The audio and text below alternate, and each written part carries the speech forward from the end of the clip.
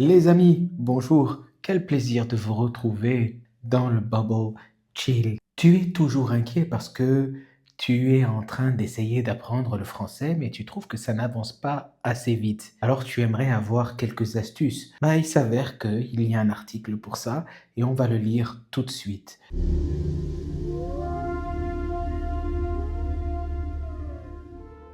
L'article est en anglais comme d'habitude, moi je lis l'article, traduit de l'anglais vers le français. À toi également de le faire si tu souhaites le lire.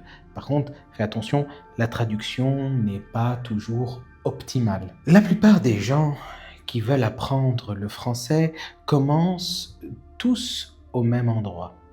Livre de grammaire, règles, exercices écrits, tableau de conjugaison, cours structurés et le sentiment rassurant de progresser. Après des mois, parfois des années, beaucoup sont toujours incapables d'avoir une vraie conversation. Ils hésitent, traduisent dans leur tête, cherchent des mots, perdent confiance et finissent par conclure que le français est tout simplement trop compliqué pour eux. La réalité est plus simple et aussi plus inconfortable. Le problème n'est pas les apprenants, mais les méthodes.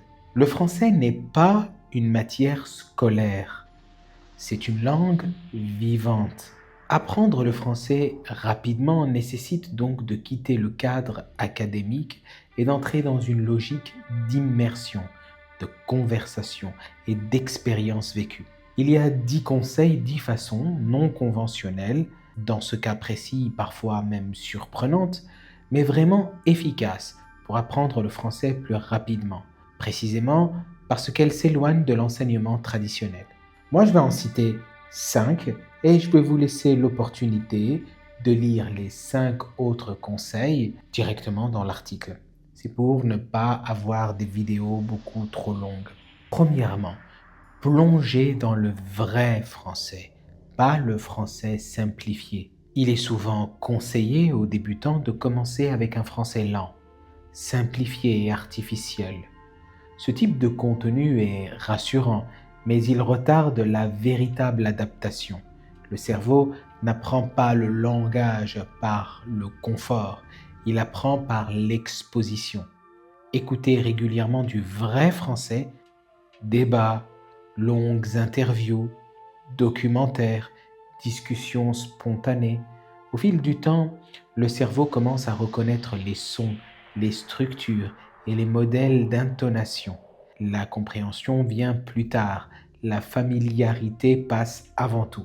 Deuxièmement, utilisez YouTube comme un outil d'immersion, pas une salle de classe. Très intéressant aussi. YouTube est l'un des outils d'apprentissage de langue les plus puissants jamais créés, tant qu'il est utilisé intelligemment, pas pour regarder des leçons de grammaire, mais pour consommer du contenu fait pour les locuteurs natifs. Politique, culture, société, philosophie, humour, témoignages personnels, longues discussions. En regardant régulièrement ce type de contenu, les apprenants absorbent le français tel qu'il est réellement parlé. Ils apprennent les expressions, la vitesse, l'ironie, l'hésitation, l'émotion. Le français cesse d'être un objet d'étude et devient un environnement.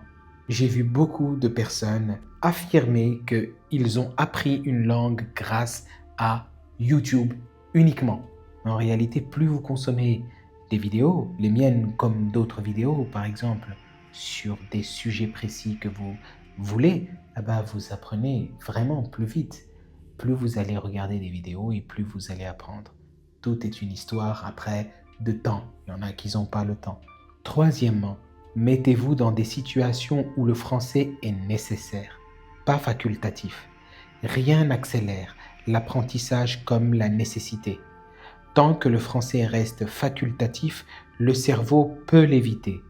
Lorsqu'il devient nécessaire d'interagir, de comprendre ou de participer, tout change. Café de philosophie, rencontres culturelles, conférences publiques, associations, contextes sociaux réels. Ces situations force l'utilisation du français sans filet de sécurité.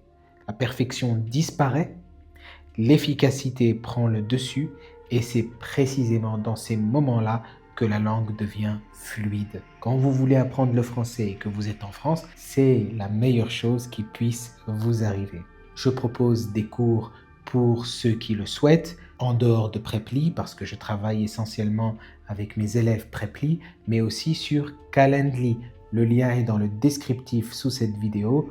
Vous pouvez réserver 45 minutes avec moi, donc nous pourrons faire une conversation et je vous aiderai à pratiquer votre français grâce à ma méthode YouTube, Calendly, YouTube, Preply. Quatrièmement, l'un des plus grands obstacles à l'apprentissage est l'obsession de comprendre chaque mot, cette perfection. La traduction semble sûre, mais elle piège l'apprenant.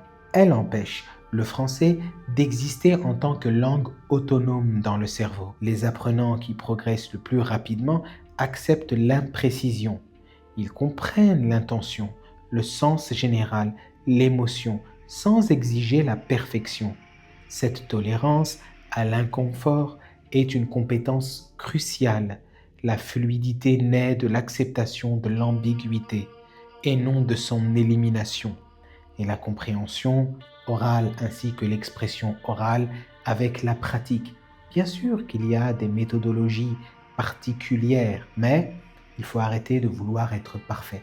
Et aussi, je voudrais dire qu'il faut faire preuve de patience, les amis. Le cinquième point et le dernier point pour aujourd'hui, c'est travailler avec un coach de conversation ou un tuteur indépendant. Mais il y a plein de façons, je l'ai expliqué tout à l'heure, comme les cafés philo, etc., lorsque vous êtes dans un environnement francophone.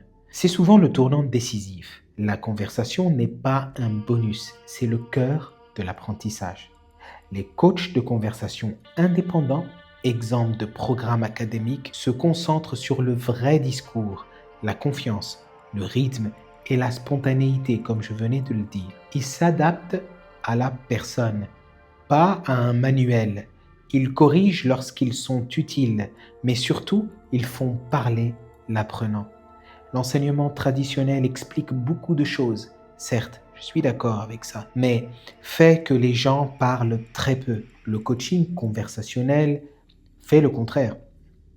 Et cette différence change tout. Pour apprendre rapidement, parler est la méthode la plus puissante qui existe. C'est comme ça qu'on apprend, en étant le plus naturel possible.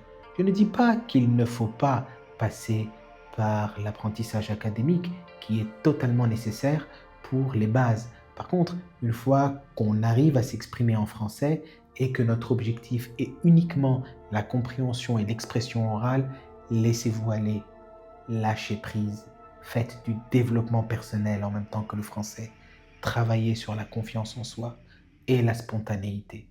J'arrête pour aujourd'hui, c'est très intéressant et on peut en débattre. N'hésitez pas à mettre votre commentaire sur le sujet et n'oubliez pas, surtout, le plus important, c'est de vous abonner bien sûr, parce que je vais encore de plus en plus approfondir, creuser sur le sujet.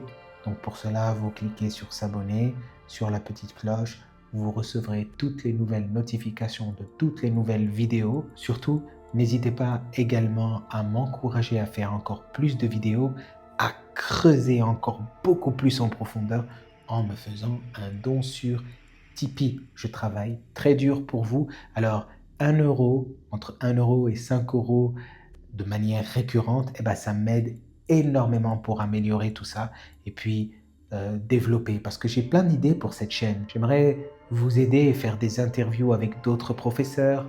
Par exemple, discuter avec les élèves qui ont réussi des concours. J'aimerais traiter de tout ça, donc vous faites un don sur Tipeee.